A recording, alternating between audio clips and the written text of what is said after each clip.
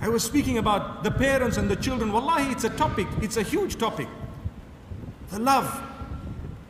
You love your child, you correct the child, but the manner in which to speak with your children.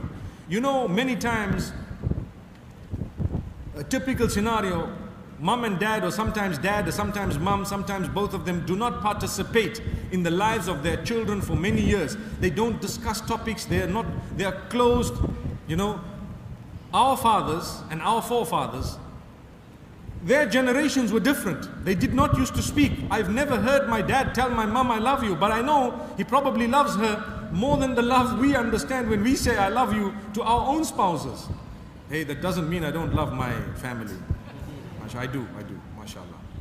But without uttering it, they knew it, and they did not wait for one another to say I love you. If they did say it, they may have said it behind closed doors. I wonder what their fathers did and their mothers did. Today, every day, if you do not send 20 text messages to your wife or husband, I love you, there will be a mini judgment day when you get back home. End of times. May Allah subhanahu wa ta'ala help us, really. And we have internet, WhatsApp, free calling, free this, but still we don't use it. Send it. Send the roses. It doesn't cost you a thing. You can send a whole garden on WhatsApp, and guess what? It costed you nothing. The only thing that's missing is the smell. I think soon there will be technology. I was reading about it. Wallahi, without a joke, I'm not joking, I'm serious. They are saying that very soon technology will get to the point where you will be able to send a smell through your mobile device. I see people saying, go and read about it. Sheikh Google will confirm.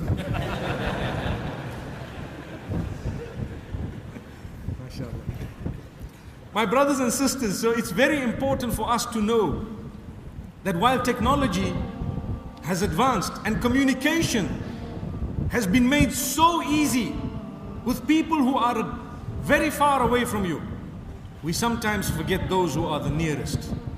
Those who are the nearest. Like I said, our parents, we didn't hear them say that, but in our case, you have to, and you have to spend more time, and the sacrifice levels are less. You have to admit, you have to agree. A long time ago, they would sacrifice. I recall a case where people suffered marital turbulence, and they separated for a long time. And many years later, they got together, house on fire, problem solved, everything gone, mashallah. But they sacrificed for about, I think, between 5 and 10 years. We were very young, but I recall this. And mashallah, the problem resolved. Today, 5 to 10 minutes we get irritated, honestly. We cannot handle. Sleeping in the couch, separately, I'm gone. You won't see me out of the gate, out of the door. We're out. May Allah forgive us, really. Love is tested at the time of sacrifice. When the person you claim to love is now going through the most difficult times of their lives, do you still stand by them? Do you still look at their tears and wipe them off and say, I love you? That is far more genuine. When they've been embarrassed, when they've been struggling with something, when they've lost their money, lost their job, do you still stand by them? And do you still say, I love you? Subhanallah. May Allah help us to sacrifice. Sacrifice for our own children. Like I say, I was giving you the example of how people don't play a role in the lives of their children, and then at the age of 18, your son comes and says, you know, I want to marry this person. You say, no way, not over my dead body. So at night you hear the son getting up for tahajjud, oh Allah, take my father away. Because he needs to go. Such a simple matter. If you were really interested and played a role from the very beginning, you would have guided your child as to what to do and what not to do. And your child would have come to you not when it's too late. Your daughter comes to you and says, you know what? Astaghfirullah, may Allah forgive us. And may Allah subhanahu wa ta'ala not do that to us. But an example that needs to be given is an unwanted pregnancy. Will your child come up to you to confess or to say, I need your help, Dad? I need your help, Mom? If that's the case, there is love between you. You need to get up and help them.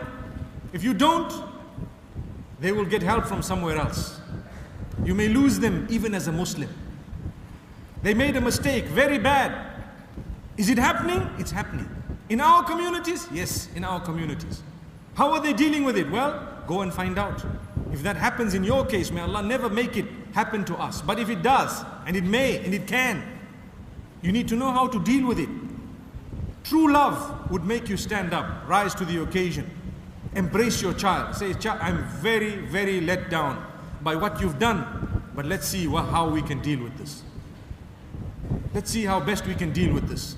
Go for help, seek some counseling, take your child here and there, ask for religious rulings, see what's the case, what has happened. And you don't need to scream and yell, because that doesn't help. We need to be disciplined people. A few years ago, the advice would have been different. But today, the world has changed. Like I said, the ruling remains the same. It's still wrong. It will not be right. But how to deal with the wrong? In a way that it is not repeated. In a way that we do not lose the person as a Muslim. People have left Islam because their parents have not dealt with them in a correct way when they made mistakes. And here come the church, and it provided shelter and help. Come, we'll give you help. So the people converted. Wallahi, I know of cases. Why should that be the case? When we have a perfect deen, the problem with us, sometimes we have contaminated it with cultural norms that happen to be far from the deen. And we've always said culture comes with a lot of goodness. But where it makes life difficult for people and where it contradicts Islam and what Allah has revealed, then we will say that culture is not good.